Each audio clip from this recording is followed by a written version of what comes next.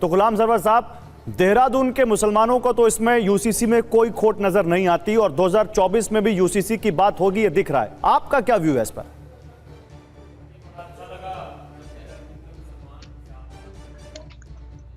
को सुनना चाहिए कि इसी बहाने व्यू वो सामने आ गया। अब तक क्या होता था कि आप लोग भी, अब आप लोग को भी हम बधाई देते हैं कि हम जैसे तमाम सामान्य लोगों को भी आपने चैनल पर लाना शुरू किया। जो एक ट्रेडिशनल लीडरशिप हमारा था, वो जो माइंडसेट तैयार करवाता था वही होता था। कोई पढ़ता लिखता नहीं था, समझता नहीं था है क्या। अब यूसीसी के बहाने, ट्रिपल तलाक के बहाने लोगों ने पढ़ना लिखना, सर्च करना, समझना शुरू किया।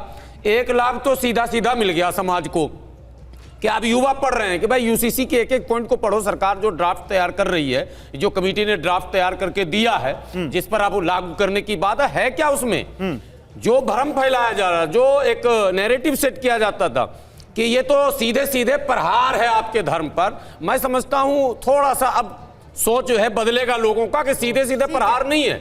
देखिए, कुछ डिस्कशन के पहलू हैं, कुछ पॉइंट हैं, हम उस पर बात करेंगे, हम भी अपना व्यू रखेंगे। लेकिन ये कहना कि अब आपकी निकाह गई, आपकी शादी गई, अब आप खुतबा नहीं पढ़ेंगे तो कुरान नहीं पढ़ेंगे, तो आप जो निकाह पढ़ाने के लिए काजी आते हैं वो नहीं आएंगे। अरे साहब, सब आएंगे। ये एक लीगल प्रोसेस है कि अब शादी के बाद कुछ मनमानी था जो गैर शरई था। ये भी मैं कह रहा हूं कैमरे पर, शरीयत जिसकी इजाजत नहीं देता था, न कानून इजाजत देता था, एक शुरू से चला आ रहा, पता नहीं किन्होंने। गुलाम साहब, आपका ये कहना कि जो हमारी लीडरशिप थी वो गुमराह करने की कोशिश करती थी, वो आज भी डर दिखाने का प्रयास किया जा रहा है। आज भी डर दिखाने की कोशिश कीजिए। हमारे साथ मौजूद है उस लीडरशिप का हिस्सा भी मौजूद है हमारे साथ हाफिज नूर अहमद अजहरी साहब मौजूद हैं, जो अध्यक्ष हैं Muslim personal law board of India Uttar Pradesh Lucknow से हमारे साथ जुड़े हैं। सर, ये क्या आपकी तरफ से कहा जाएगा इस पूरे मुद्दे पर कि आपने देहरादून के जो कुछ मुसलमान थे उनको भी सुन लिया, हमारे साथ यहाँ स्टूडियो में भी मौजूद हैं, तो all India Muslim personal law board को तो दरअसल इस पूरे मामले से दिक्कत है क्योंकि आपके क्या अस्तित्व पर ही क्योंकि खतरा हो जाएगा, यूसीसी जैसा बिल सामने आ जाएगा, इस वजह से क्या इस सिर्फ डराने की वजह से डराया जाता है मुस्लिम समुदाय को? हाफिज गुलाम सरवर साहब खुद असदुद्दीन ओवैसी साहब की पार्टी की प्रवक्ता बताया अभी आपने? नहीं सर, ऑल इंडिया यूनाइटेड मुस्लिम मोर्चा हमारा नॉन पॉलिटिकल ऑर्गेनाइजेशन है। मैं समझा, मैं माफी चाहता हूँ आपसे इस बारे में, मुझे जानकारी। ठीक है, फिर ठीक है, ताली बजाओ। तो मेरी ये जो भाई ने अभी बोला है, ये कहीं ना कहीं हकीकतों से आशनाई कर रही इनकी बात, और इनकी बात से मैं सहमत हूँ, क्योंकि अब तक ऐसे ही होता रहा जैसा इन्होंने बताया।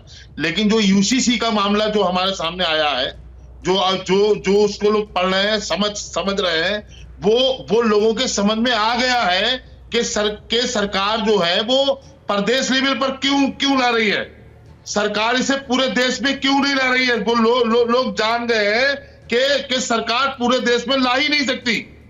सरकार 2024 की तैयारियों में मुलव्विस है और बस ये सिर्फ थोप रही है देश से, मतलब एक प्रदेश पे, ताकि ये लोगों को बता दे कि हम यूसीसी ला रहे हैं। बस अगर आप यूसीसी को सही मान रहे हैं, गलत मान रहे हैं, ये तो बताइए। वो यूसीसी का पूरा खाका सामने लेकर के आइए, तब मैं खुल करके आपसे इस पर करूंगा बात। नहीं, ड्राफ्ट यूसीसी का आप देश भर पे लागू क्यों नहीं कर रहे? आपको इतनी ज्यादा इनके मदरसे में भेज दीजिए जरा, जिससे पढ़ लेंगे। लेकिन अजहरी साहब, आप ये बताइए इनके मदरसे में भेज दो ना, एक बार वो फारसी में लिख के ट्रांसलेट करके भेजना पड़ेगा ना। निशाने पे इससे पहले तो पढ़ नहीं सकते। जो आप पहले से ही अंग्रेजी में बनाया होगा, सही निशाने हैं। आप जानते हो, दरसगाहें और मदरसे जो हैं, उन्हीं से इस्लाम की बका है। आप विनोद बंसल जी, हमें ऐसे जनरलाइजेशन भी नहीं करना चाहिए कि अगर वो मौलाना हैं तो वो हिंदी या अंग्रेजी नहीं पढ़ सकते होंगे। ऐसी जनरलाइजेशन आपको भी नहीं करनी चाहिए। आप तो इतने बड़े पीएचपी अहम पद पर आसीन हैं, ऐसी जनरलाइजेशन नहीं करनी चाहिए ना मुस्लिम समाज के बारे में कि अगर मौलाना है तो हिंदी अंग्रेजी नहीं पढ़ना जानते होंगे। उनको बोल लेते।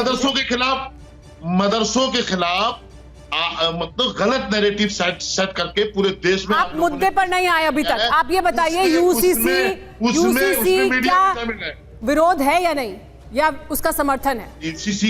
यूसीसी का विरोध हमने बहुत पहले किया है।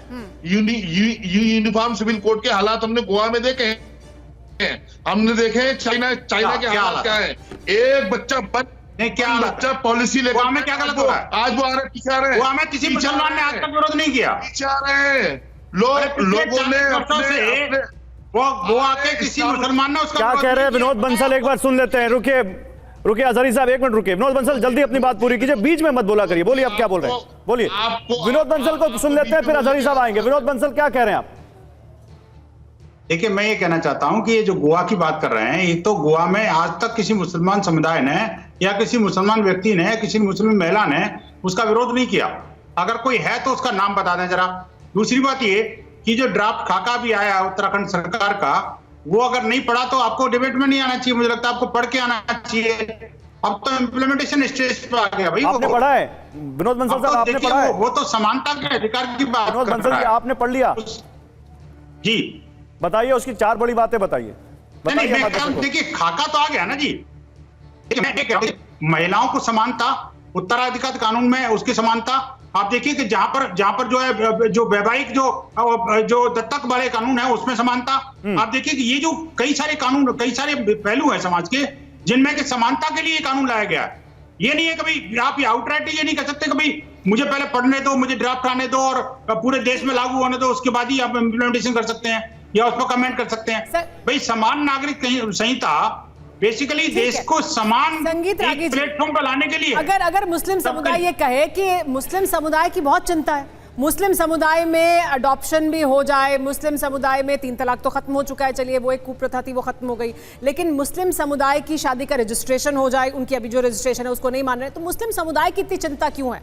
क्या उसके जरिए वोट हासिल होता है, इस वजह से इतनी चिंता है उनकी कि मुस्लिम समाज में रिफॉर्म होना चाहिए? देखिए, नहीं बात मुझे कह रहे हो क्या? सुन लेते हैं, यूसीसी के जरिए में तो उन्हीं में रिफॉर्म करने की कोशिश है। देखिए, मुझे लगता है कि मुस्लिम समाज का नेतृत्व, जो अभी मेरे बगल में पैनलिस्ट बोल रहे थे, मुस्लिम समाज का नेतृत्व उन लोगों के हाथों में गया ही नहीं जो आज़ादी के पश्चात भारत के मुस्लिम समाज में एक रिफॉर्म्स लाते। आप देखेंगे कि हिंदू समाज में रिफॉर्म्स हमेशा एक अनवरत प्रक्रिया है।